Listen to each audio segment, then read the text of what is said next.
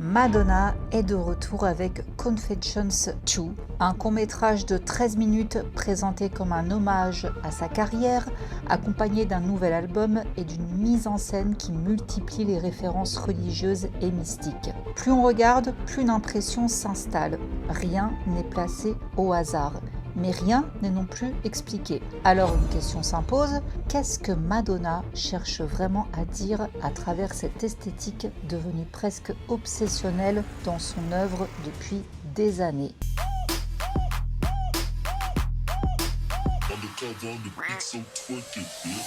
Bonjour, bonsoir tout le monde, je suis ravie de vous retrouver aujourd'hui pour une nouvelle vidéo, une vidéo bien lecture symbolique, ésotérique, complotiste, comme certains d'entre vous adorent. Du coup là, avec le retour de Madonna, il y avait assez matière pour vous faire une vidéo, donc naturellement je voulais en parler. Donc on va plonger dans le décryptage du retour de Madonna. Mais avant de démarrer cette vidéo, je tiens à remercier mon fidèle sponsor du jour, CyberGhost VPN. Pour ceux qui ne sauraient pas toujours ce qu'est un VPN et son utilisation, il s'agit d'un logiciel qui permet de crypter vos données personnelles grâce à un tunnel privé et sécurisé. Vous êtes invisible aux yeux des hackers, pirates, sites malveillants.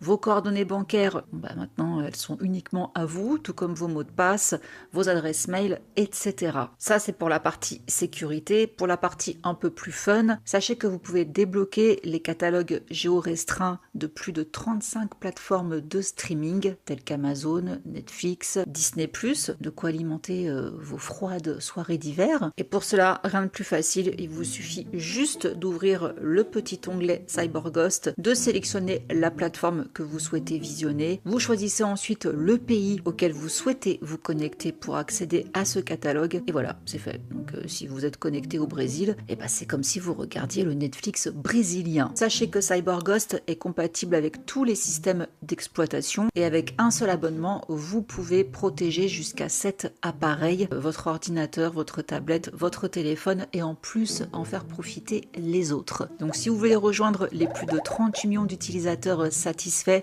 je vous mets un lien en barre d'infos ainsi qu'en commentaire épinglé. Vous profiterez de 83% de réduction, 4 mois offerts, donc ça vous revient un abonnement à 2 € par mois. Vous avez en plus une assistance disponible en français 7 jours sur 7, 24 heures sur 24 et vous avez aussi 45 jours pour le tester, sinon vous êtes remboursé. On n'est jamais trop prudent, n'hésitez pas au moins à tester. Merci encore CyberGhost d'avoir sponsorisé cette vidéo et c'est parti donc avec notre sujet du jour. Madonna revient avec Confessions 2, Confession 2, dont l'avant-première du court-métrage a eu lieu au Festival du film de Tribeca, une œuvre visuelle ambitieuse de plus de 10 minutes, construite autour des 6 premiers titres du prochain album de Madonna. Donc, outre Madonna, le court-métrage met en scène 16 célébrités, dont Sabrina Carpenter, Fade, alors je sais pas si je prononce bien, parce que je vous avoue qu'il y a beaucoup de gens là que je ne connais pas, Debbie Mazar, Kate Moss, Julia Gardner,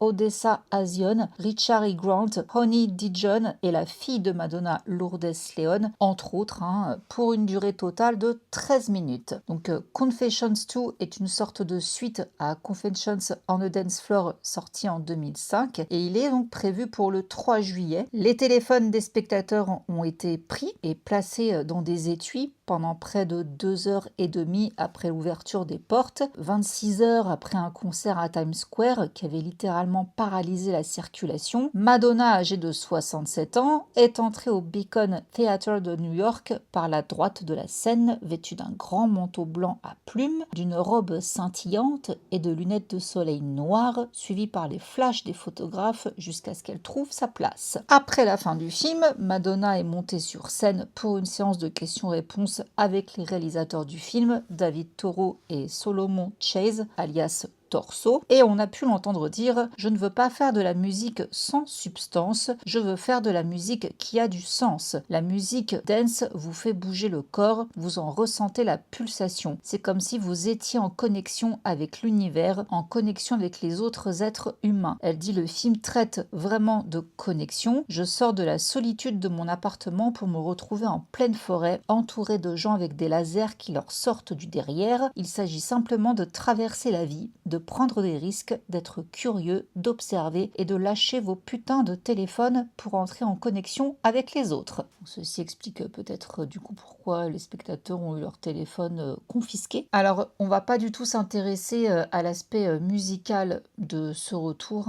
de ce nouvel album. On va se pencher sur tout le reste. Son court-métrage de 13 minutes et sa nouvelle pochette, donc, qui sont remplis de symboles. Mais pour les comprendre, il faut revenir sur son rapport à la religion et également remonter le temps. Madonna a été élevée dans une famille catholique pratiquante dans le Michigan. Sa mère est décédée lorsqu'elle avait 5 ans, un événement qu'elle a souvent décrit comme déterminant dans sa vie. Et dans plusieurs interviews, Madonna a expliqué avoir grandi avec une vision très polarisée de la féminité. D'un côté, la Vierge Marie, symbole de pureté, d'obéissance et de maternité, et de l'autre, la femme considérée comme pécheresse, sexuellement libre, souvent réduite à la figure de la prostituée. Donc cette opposition l'a profondément marquée et c'est justement devenu l'un des fils rouges de son œuvre. Il faut bien garder ça en tête. Donc dès ses débuts, Madonna semble vouloir brouiller cette frontière. Elle mélange sexualité et spiritualité, elle porte des crucifix avec de la lingerie, elle chante dans une église, elle emprunte les codes de la Vierge Marie, bon, déjà elle se fait appeler Madonna, je pense que le ton est donné, tout en revendiquant une liberté sexuelle. Comme si en fait elle refusait l'idée qu'une femme doive choisir entre tout simplement être sainte ou être une pécheresse. Et c'est donc précisément cette tension qui explique pourquoi ces œuvres ont si souvent provoqué des controverses, car elles remettaient en question une représentation traditionnelle de la femme profondément ancrée dans certaines cultures chrétiennes. À la fin des années 90,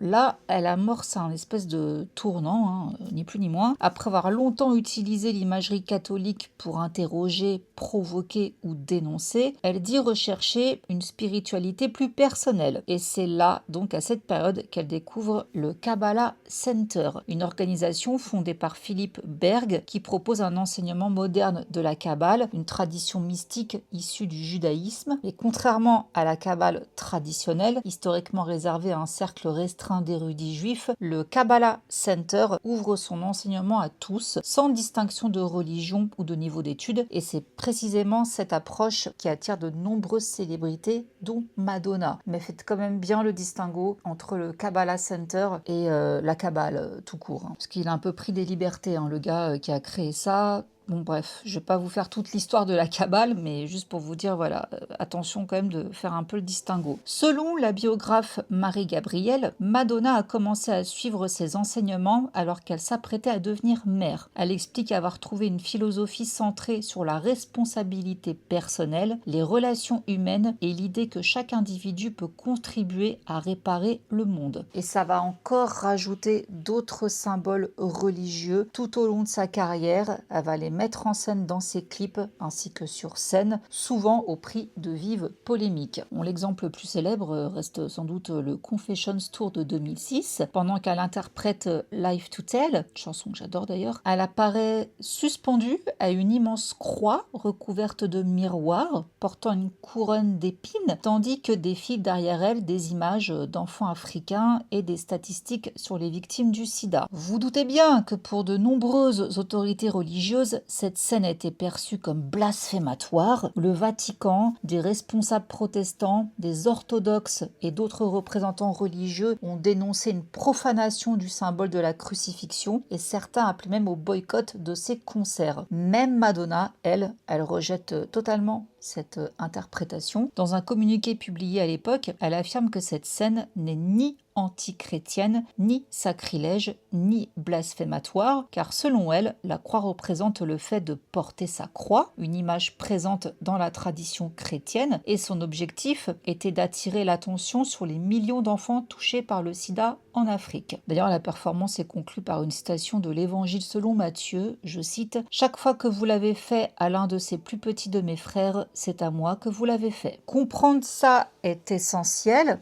car depuis plus de 40 ans, Madonna utilise les symboles religieux comme un langage visuel, parfois pour provoquer, souvent quand même pour faire réfléchir et presque toujours pour transmettre un message. Autre élément quand même qu'il faut noter, quand elle s'est mise dans la Kabbale, elle a adopté le prénom hébreu Esther, en référence à la reine biblique qui sauva le peuple juif de l'extermination. Donc c'est pas un vrai changement d'identité civile, hein, c'est un nom spirituel, comparable donc au nom de confirmation choisi dans la tradition catholique. Elle s'était fait d'ailleurs appeler Véronica quand elle était catholique par rapport à la sainte Véronica. Donc elle commence également à porter en permanence le fameux bracelet de fil rouge à son poignet gauche pour rejeter le mauvais œil. Et grâce à Madonna, il est justement devenu un véritable phénomène de mode au début des années 2000. Cependant, il est important de préciser que ce symbole fait débat au sein du judaïsme. Si le mauvais œil est bien une notion présente dans certaines traditions juives, plusieurs rabbins et spécialistes estiment que le bracelet rouge tel qu'il est popularisé par le Kabbalah Center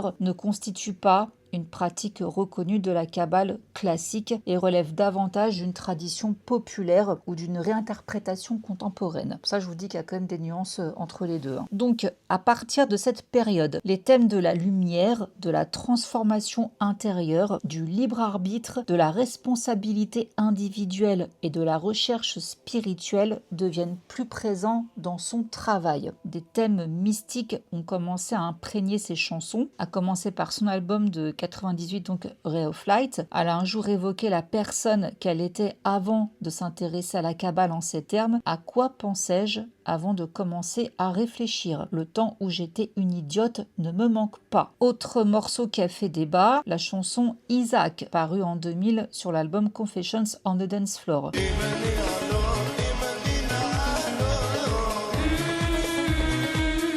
Il met en vedette le chanteur juif yéménite Yitzhak Sinwani, toutes mes excuses pour la prononciation claquée au sol, j'en suis sûre, qui enseignait au sein des centres de Kabbale de Los Angeles et de Londres. Donc, chantant dans un dialecte hébreu yéménite, Sinwani a enregistré Im Ninalu, un chant juif yéménite populaire dont les paroles affirment que si les portes terrestres se ferment, les portes du ciel, elles, restent ouvertes. Donc Madonna a intégré des extraits de la piste de Sinwani pour bâtir la chanson Isaac autour de sa voix, en y associant des paroles adéquates, notamment Ouvre mon cœur et délie mes lèvres, qui est une phrase issue de la liturgie juive et tirée du psaume 51. Ces paroles originales reflètent également une vision du judaïsme imprégnée de Kabbale. Les portes du ciel sont toujours ouvertes et il y a ce Dieu dans le ciel et les anges, la façon dont il siège, vous savez, face à la lumière, c'est bien de cela qu'il s'agit. Donc voilà les paroles de cette chanson. Maintenant, on en revient au prénom Esther, que je vous ai évoqué tout à l'heure. Donc c'est le prénom qu'elle s'est choisi. Pour comprendre l'intérêt de Madonna pour certains symboles religieux et mystiques, il faut s'arrêter justement sur cet élément. Donc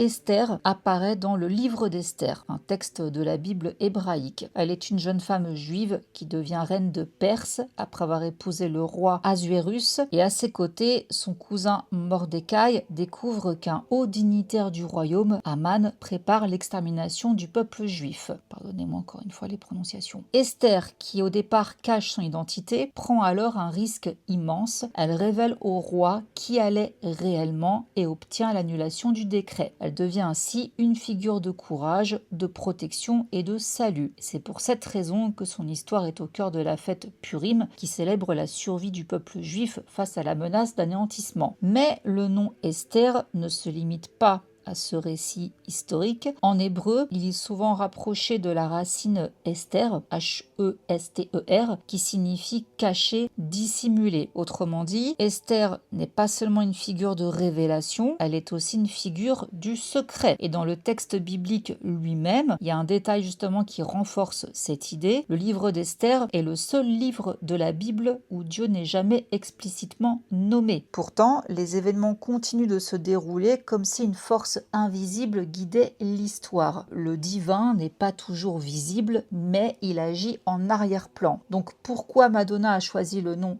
Esther? Elle explique avoir été attirée par cette figure parmi toutes les femmes de l'Ancien Testament parce qu'elle incarne à la fois le courage, la transformation et la capacité à sauver un peuple entier. Et dans l'interprétation kabbalistique, on va parler de ce qui est caché. On parle notamment de Esther Panim, qui signifie littéralement le visage caché de Dieu. Donc ça renvoie à l'idée que Dieu peut être présent dans le monde, mais de manière voilée, invisible. Il faut apprendre à lire ce qui se dissimule dissimule derrière les apparences. Donc en fait, le nom Esther, c'est presque une métaphore de l'idée de vérité voilée. Et ça, c'est intéressant justement pour la suite par rapport à la pochette du nouvel album de Madonna. Autre chose aussi qu'il faut noter, c'est que dans la tradition kabbalistique, il existe un concept central, la Shekinah. Elle désigne la présence de Dieu dans le monde, mais surtout son aspect féminin. Et ça, c'est quand même une idée assez fondamentale parce que dans cette lecture, le divin n'est pas uniquement perçu comme une force masculine transcendante, mais aussi comme une présence féminine liée au monde, à la matière et à l'expérience humaine. Et justement, cette dimension féminine du divin est parfois décrite comme une présence qui habite le monde, mais qui reste également partiellement cachée. On retrouve donc une continuité symbolique assez forte.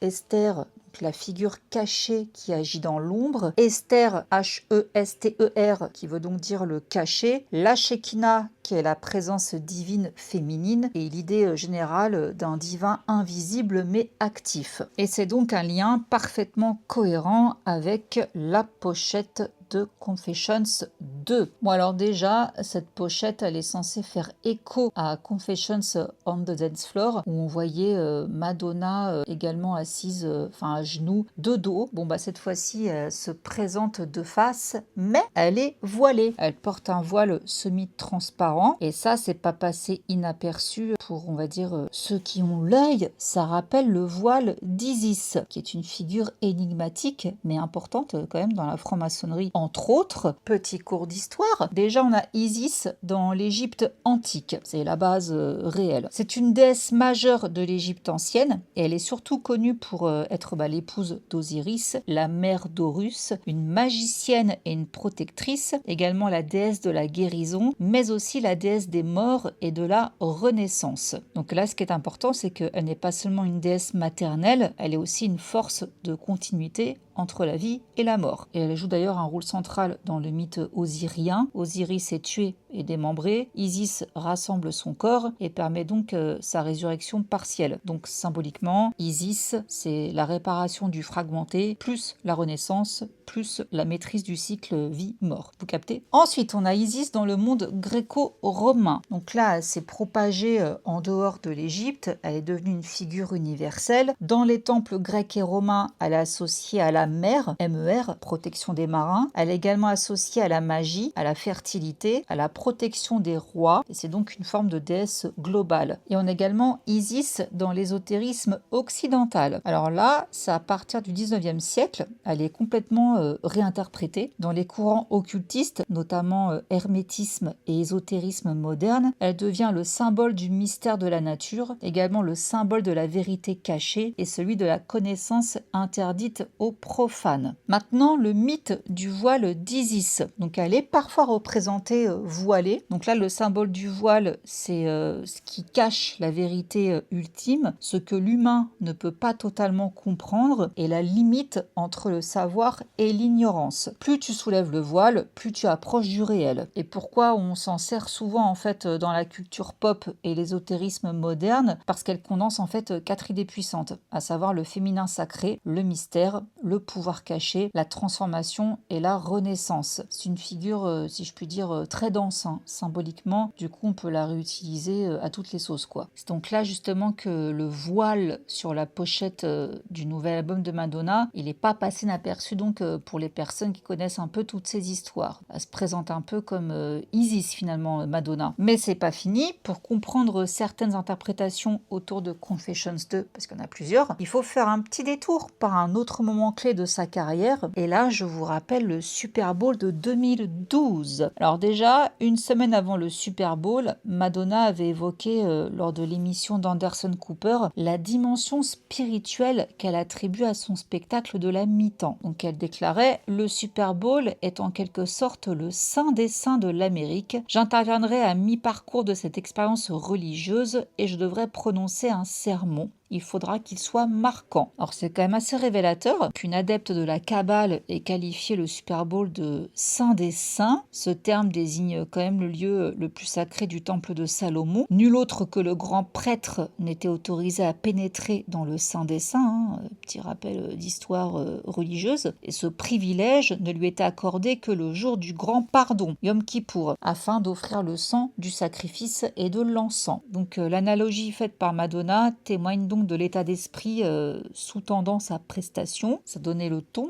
Et donc justement la prestation du Super Bowl, si on peut quand même la décrypter 2-3 petites secondes pour comprendre la suite. Alors l'entrée de Madonna, ça a été une procession assez élaborée, digne d'une grande prêtresse justement, voire même d'une déesse. Le décor de la première prestation mêle des éléments issus de l'Égypte antique, de Sumer et de Babylone. Madonna est elle-même vêtue d'une manière qui rappelle fortement Inanna Ishtar, une déesse sumérienne et babylonienne. Et Ishtar, c'est donc une déesse puissante et affirmée, dont les domaines de compétences et d'influence englobaient la guerre, l'amour, la sexualité, la prospérité, la fertilité et même la prostitution. Elle aspirait à mener une existence semblable à celle des hommes, savourant la gloire du combat et recherchant les expériences sexuelles. Donc on est d'accord pour dire que l'incarnation d'Ishtar par Madonna s'avère particulièrement intéressante. On peut soutenir que Madonna a tout au long de sa carrière reflété ces mêmes traits caractéristiques d'Ishtar, une nature affirmée alliée à une sexualité assumée, tout en accédant au sein de l'industrie musicale à une position de pouvoir généralement réservée aux hommes. Ça aussi, il faut quand même pas l'oublier. Autre chose, sur le plan ésotérique, Ishtar est associée à la planète Vénus, connue sous les noms d'étoile du matin ou d'étoile du soir.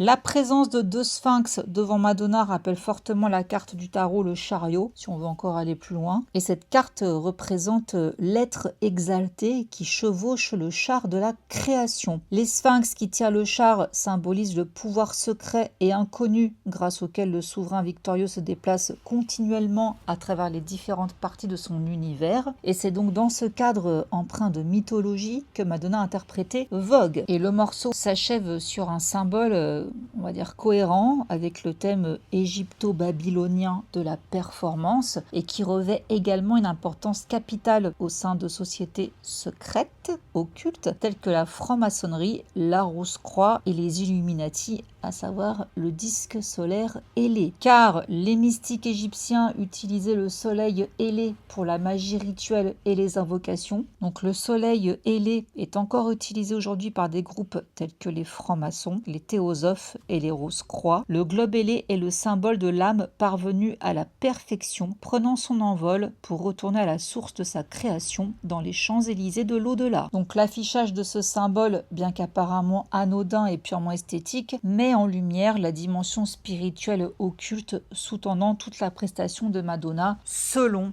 encore une fois, ceux qui veulent l'interpréter comme ça. Je prends des pincettes parce que certains diront que mais non, tout ça c'est pas vrai, machin. Bon, voilà, en tout cas, c'est une lecture qui existe. Et elle clôture justement ce show de la mi-temps avec l'un de ses plus grands succès, Like a Prayer. Bon, déjà le clip de cette chanson a toujours suscité la controverse en raison du mélange entre thème religieux et sexualité. Donc là, dans le show, au début du morceau, ça prend une tournure très solennelle et spirituelle lorsque Madonna et CeeLo Green entrent en scène pour prononcer le sermon final. Les figures religieuses sont généralement vêtues de blanc pour symboliser la pureté et la sainteté. Or, les deux chanteurs portaient des robes noires, qui est habituellement associée aux messes noires, ou aux enterrements, certains me diront. Au début de la chanson, une immense pupille s'affiche devant la scène, évoquant l'influence des Illuminati sur cette performance spirituelle. Et le show s'achève de manière spectaculaire, mais hautement significative. À la fin de sa performance, le sol se dérobe sous les pieds de Madonna et elle sombre dans le néant. Alors qu'elle est emportée dans ce qui semble être les enfers, Madonna chante « J'entends ton nom, c'est comme à la maison, voilà. I hear you call my name », je vous ai traduit les paroles. Donc pour beaucoup, il s'agit là d'une nouvelle inversion du symbolisme religieux conventionnel, car la maison devrait se trouver au ciel. Et dans le cas de Madonna, elle a manifestement pas emprunté cette voie, hein. Elle va en bas. Donc la conclusion de cette prestation de l'époque, pris isolément, les symboles que je vous ai décrits, ils peuvent simplement sembler esthétiques. Et la plupart des téléspectateurs du Super Bowl n'ont pas vraiment prêté attention d'ailleurs à tout ça. Toutefois, si on rassemble tous ces signes et ces symboles au sein d'une même prestation de 13 minutes, ça n'est plus pour beaucoup une simple succession d'images aléatoires, bien au contraire. La combinaison de ces symboles forme un tout cohérent et définit avec une grande profondeur la philosophie sous-jacente ainsi que l'agenda de ceux qui détiennent le pouvoir, à savoir les Illuminati. Du coup, cette performance au Super Bowl a démontré que bien qu'elle soit une icône de l'industrie et qu'elle était la pionnière de la plupart des thèmes exploités aujourd'hui par les stars de la pop, elle doit tout de même se conformer au moule et adopter la même symbolique que les débutantes du genre. Donc voilà, pour beaucoup,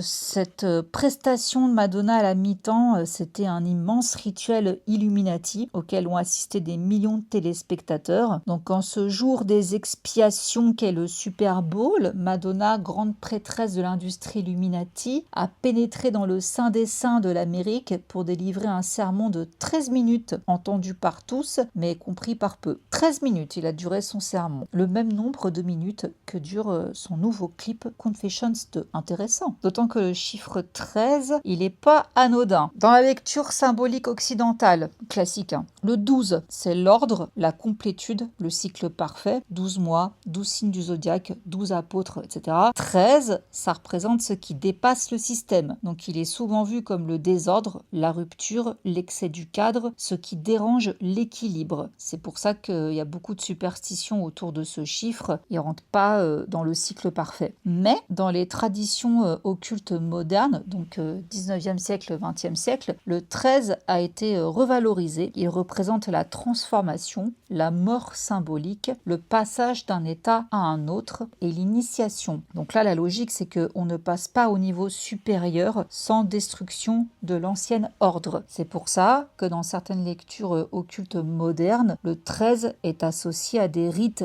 initiatiques, à des passages de seuil et à la mort de l'ego. Dans le tarot, la carte numéro 13, c'est la mort. Mais c'est pas la mort physique, c'est plutôt la fin d'un cycle, la transformation radicale et la renaissance. Donc c'est une carte de transition en fait, pas de mort de fin quoi. Et dans la franc-maçonnerie, le 13 est parfois associé à des niveaux cachés ou transgressifs. Donc pour en revenir à Confessions 2, donc on a décrypté la pochette donc avec Madonna voilée. Donc c'était quand même important de vous parler de tout le reste pour comprendre un petit peu toutes les inspirations religieuses, historiques et occultes de Madonna. Et au-delà de cette pochette, il y en a d'ailleurs une autre qui est assez intéressante, où on voit Madonna qui est en train de donner naissance, on dirait, à une enceinte. Et vous allez voir que c'est assez centré sur le vagin. Justement, ce clip slash court-métrage de 13 minutes. Donc on en vient. Alors officiellement, ce clip, c'est un hommage à sa vie et à sa carrière, ainsi qu'à certaines des personnes marquantes qui ont jalonné son parcours, tout en rappelant les différentes étapes de sa vie. Et c'est aussi un clin d'œil aux pertes déchirantes qu'elle a dû affronter en chemin. Donc tout ce qu'elle va croiser, tous les gens qu'elle va croiser, c'est une ref en fait à toute sa carrière. Notamment Bénédicte par exemple, c'est parce qu'elle adorait Doctor Strange. Il a interprété Doctor Strange, donc c'est pour ça qu'il est dans le clip. Bref, parenthèse, mais on peut en faire une toute autre lecture de ce clip. Alors c'est parti, déjà la vidéo s'ouvre sur un signe de l'œil unique. Ça, je pense que ça vous parle, la notion de l'œil unique, occultisme, élite, etc. Au début du film, Madonna déclare « Parfois, j'aime simplement me cacher dans l'ombre, créer un nouveau personnage, une identité différente, je peux être qui je veux. » Et c'est précisément le principe du contrôle mental monarque. Je vous renvoie à ma vidéo sur MK Ultra. Je vous explique tout ça de manière beaucoup plus détaillée. Mais en gros, ça veut dire se cacher dans l'ombre, le conditionnement MK, pour créer un alter ego. On va partir dans cette lecture. Donc bien que Madonna présente ça comme une démarche émancipatrice, on peut voir ça différemment. Il s'agit d'être soumis à des traumatismes infligés par un manipulateur jusqu'à ce que la dissociation survienne. Madonna est suivie par un groupe de femmes masquées qui filment chacun de ses mouvements. Donc si ce groupe peut être interprété comme représentant les médias qui la suivent à la trace, il peut également renvoyer au contrôleur du programme MK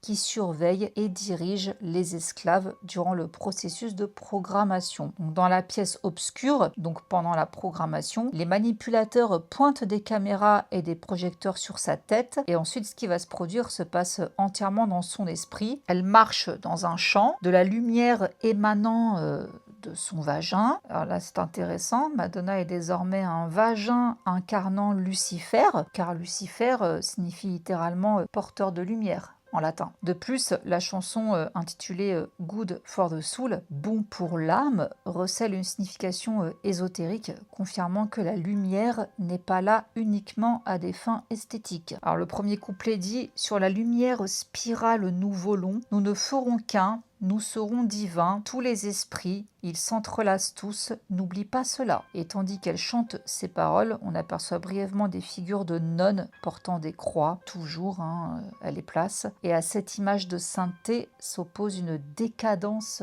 charnelle absolue. Elle traverse un champ où des inconnus sont disséminés, des rayons laser jaillissant de leurs parties intimes. En contraste avec les paroles spirituelles et les symboles religieux, on trouve des scènes digne de Sodome et Gomorrhe. Madonna est symboliquement élevée au-dessus d'une multitude d'organes génitaux. Et donc là, en fait, il y a tout qui renvoie à un concept précis qui est la magie sexuelle, le sex magic. Oui, c'est un concept. Et il consiste en fait à utiliser l'énergie sexuelle à des fins rituelles, spirituelles ou magiques. Et cette pratique, elle existe depuis des siècles au sein des sociétés secrètes occultes telles que les Templiers et l'Otto, O-T-O. Alors après, il y a une séquence qui peut être interprétée comme une dissociation de Madonna. Au début de la séquence suivante, on voit une voiture qui a un accident. On a des images de Madonna dans la chambre noire, donc la chambre de programmation, qui sont intercalées avec la scène de l'accident. Donc ça suggère que tout ça, ça se passe dans sa tête. Et après accident de voiture, Madonna pénètre dans une boîte de nuit. Soudain, elle est incarnée par l'actrice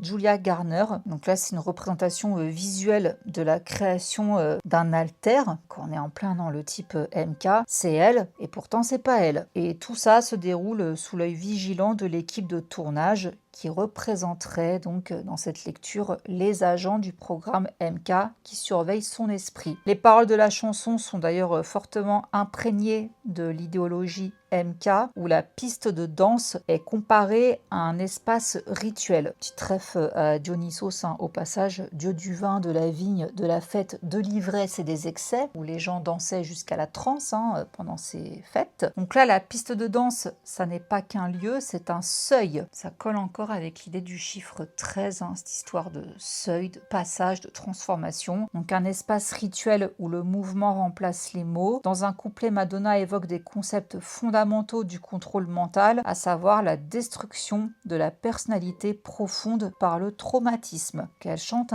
toute la violence et les traumatismes que tu as subis, personne ne prie tant qu'il n'est pas brisé. Je ressens ton silence et ton drame intérieur. Nous attendons tous cette liberté. Dans ce contexte, la liberté est en réalité une dissociation. Et parallèlement à cette imagerie MK, Madonna doit toujours assumer ses fonctions de grande prêtresse de l'industrie musicale, car après elle va encore jouer son rôle d'initiatrice. Alors au fil des ans, Madonna a parfois participé à des performances rituelles où elle jouait le rôle d'initiatrice pour de jeunes stars de la pop. On a tous en tête la prestation, je pense la plus symbolique, celle de 2003, où Madonna, vêtue d'une tenue noire et coiffée d'un haut de forme, a initié Britney Spears et Christina Aguilera au monde du spectacle au cours d'une cérémonie scellée par un baiser langoureux très médiatisé, qui est vu pour beaucoup comme le symbole de domination sexuelle. Et plus de 23 ans plus tard, elle continue d'initier la jeune génération. Lors de Bring Your Love, on a Madonna et Sabrina Carpenter qui se reflètent mutuellement durant leurs prestations. Madonna est en train de former donc des pions de l'industrie destinés à la remplacer. La chanson culmine en un duo entre les deux chanteuses évoquant le prix de la célébrité. Voilà, se renvoie les lyrics hein. Je ne veux pas faire de compromis. Poses-tu la question? J'ai fait le sacrifice. Pourquoi le fais-tu? J'en paie toujours le prix. Est-ce pour toi? Est-ce pour eux? Et maintenant, je ne veux plus, je ne veux plus. C'est quand même assez parlant, je trouve, ces paroles, hein. Donc après cette chanson, on replonge dans le symbolisme profond de MK, hein, le récit classique du miroir. Donc après avoir dansé avec des gens dans des toilettes, Madonna se met à frapper violemment contre un miroir. Alors là, il faut savoir quand même que la quasi-totalité des récits liés au programme MK, qu'il s'agisse de films ou de clips musicaux, comportent une scène où un miroir vole en éclats. Dans la symbolique MK, ça représente la fragmentation de la personnalité de l'esclave et l'achèvement de la programmation. Donc c'est également le cas dans cette vidéo. Lors de cette scène où le miroir vole en éclats, Madonna change miraculeusement de tenue pour apparaître entièrement vêtue de rouge. La tenue rouge revêt une importance capitale dans la symbolique de l'élite occulte. On est ensuite ramené dans la pièce sombre où Madonna est assise vêtue de noir. Elle nous balance encore son vagin Lucifer à la figure et ensuite la vidéo nous réserve un rebondissement car l'une des personnes derrière la caméra est la fille de Madonna, Lourdes Léon, et cette dernière balance coupée connasse. Voilà, donc comment ça s'achève. Donc, par rapport à ce clip, là où les gens le considèrent comme un rêve fiévreux, beaucoup voient une signification profonde, hein, derrière tout ça. Mais pour le saisir, hein, il faut comprendre la culture étrange et profondément perverse de l'élite occulte, le signe de l'œil unique, visible dès le début de la vidéo, tout le symbolisme lié au contrôle mental de type monarque, la magie sexuelle, les initiations occultes et encore d'autres thèmes connexes, hein. Tout ça se déroule alors que Madonna se trouve dans une chambre noire, suggérant qu'elle vit un état de dissociation, tandis que plusieurs actrices incarnent ces différents alters, donc ces personnalités alternatives. Donc en somme, on peut conclure que bien que Madonna joue le rôle de grande prêtresse de l'industrie musicale, elle demeure au service de la véritable élite mondiale. Donc ça, c'est vraiment toute la lecture, on va dire, ésotérique de toute cette histoire. Mais, si on sort de toutes ces théories, il y a une autre lecture beaucoup plus terre-à-terre qui plaira aux gens plus terre-à-terre, hein, j'en suis sûre. Pour comprendre ce qu'on voit dans Confessions 2, il faut peut-être commencer par ce que Madonna dit elle-même. Madonna a toujours refusé de s'inscrire dans une seule tradition religieuse. Elle l'a expliqué elle-même, je ne m'identifie à aucun groupe religieux spécifique. Je me connecte à différents aspects rituels de différents systèmes de croyances et je vois le fil conducteur entre toutes les religions. Elle critique également certains dogmes catholiques, mais elle affirme ne pas rejeter Jésus, mais plutôt la manière dont certaines institutions religieuses encadrent la foi. En gros, elle dit qu'elle croit en Jésus comme figure spirituelle, mais elle ne croit pas aux structures religieuses qui interdisent le questionnement et l'exploration personnelle. Donc sa vision de Dieu, elle se résume à une manière assez simple, à savoir un Dieu à remercier, pas un Dieu à craindre. Ça, c'est vraiment des extraits d'interviews que je vous ai condensés, hein. Donc il y a quand même plusieurs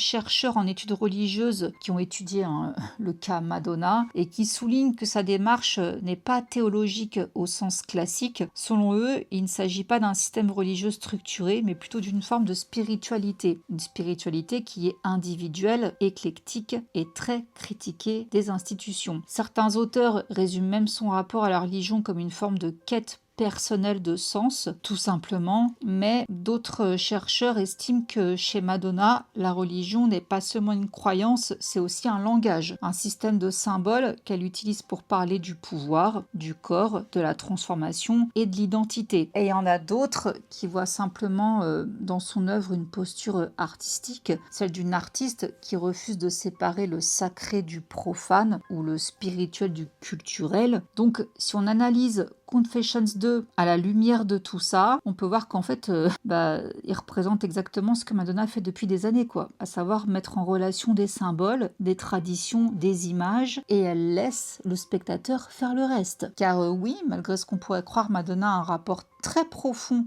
à la religion, mais pas aux institutions. Et parallèlement, elle est dans cette industrie depuis des décennies, donc elle sait ce qui s'y passe. Donc là où beaucoup la traitent de blasphème, voire même de putain de Babylone, hein, j'ai pu lire, on peut simplement y voir l'expression de sa foi personnelle. Et là, il n'y a pas à critiquer, hein. Chacun vit sa foi comme il l'entend. Et si on voit des images MKUltra dans son œuvre, peut-être, nous fait-elle passer un message, comme elle seule en a le secret. Peut-être qu'elle s'amuse simplement à brouiller les pistes, ou peut-être tout simplement qu'elle laisse le spectateur l'interpréter à sa façon. Voilà les amis. Donc vous par exemple, quelle interprétation vous auriez de tout ça? Là, je vous laisse vraiment prendre ce que vous voulez prendre et vous faire votre propre opinion. Moi, en tout cas, ça m'a fasciné d'avoir plongé dans l'histoire de Madonna et de la religion, de tous ces symboles, parce que moi, je vous avoue que Madonna,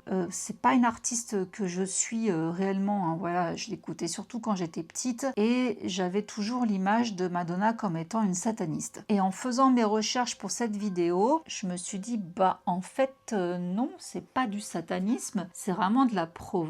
C'est vraiment cette ambiguïté, comme elle l'a très bien dit, hein. Elle a deux visions de la femme, quoi. La femme sacrée, ça c'est surtout par rapport à sa famille, hein. Sa mère, hein, surtout, qui était très pieuse. Donc voilà, vraiment l'image de la sainte, de la Vierge Marie, et à côté de la femme prostituée. Donc elle joue tout le temps dans ces deux tableaux. Elle a également beaucoup d'influences religieuses, catholiques, la Kabbale, le judaïsme et encore d'autres influences. Elle a fait un melting pot de tout ça. Voilà, c'est bourré de symboles son œuvre. Et là encore, Confessions 2 ne passe pas à côté. Donc, est-ce que Madonna nous fait un grand retour en nous montrant que Confessions on the Dance Floor, c'était une époque qui maintenant est révolue? Maintenant, c'est l'ère de la transformation avec ce retour. Isis voilée, hein. Moi, je connais la vérité et vous, vous ne la connaissez pas. Je sais des choses que vous ne savez pas. Est-ce que c'est vraiment ce qu'elle a voulu dire ou est-ce que juste elle joue avec les codes? Est-ce que dans son clip, elle dénonce le projet Monarch et tout le système MKUltra ou est-ce que tout simplement elle en joue? À vous de vous faire votre propre avis. Mais écoutez, j'espère que cette vidéo vous aura intéressé. En tout cas, moi, ça me fascine à chaque fois ce genre de vidéo parce que du coup, je pars loin dans les origines des symboles. Ça me fait voyager dans l'Égypte. Enfin, voilà, j'adore vraiment ce genre de vidéo. Donc, j'espère que ça vous plaît aussi. Je le répète parce que ça n'a pas été compris la dernière fois. Pas d'insultes dans les commentaires. Il y a beaucoup de gens qui croient en tout ça. Donc, ceux qui s'amusent à dire « mais comment on peut gober à ces conneries ?» Respectons la vie de chacun, s'il vous plaît. Ceux qui n'y croient pas, on respecte. Ceux qui y croient, on respecte aussi. Tolérance, s'il vous plaît. J'attends tous vos avis dans les commentaires. Merci encore CyborGhost d'avoir sponsorisé cette vidéo. N'oubliez pas qu'avec le code que je vous mets juste ici, mais également toujours en barre d'infos et en commentaire épinglé, vous avez 83% de réduction. Donc l'abonnement vous revient à seulement 2,03 € par mois. Vous avez en plus 4 mois offerts. N'hésitez vraiment pas à tester. Vous allez voir toutes les possibilités du coup qui s'offrent à vous. Au-delà de la sécurité. Je vous laisse là, je vous remercie encore de m'avoir écouté jusqu'au bout et je vous dis à très vite. Mouah. Bisous, ciao.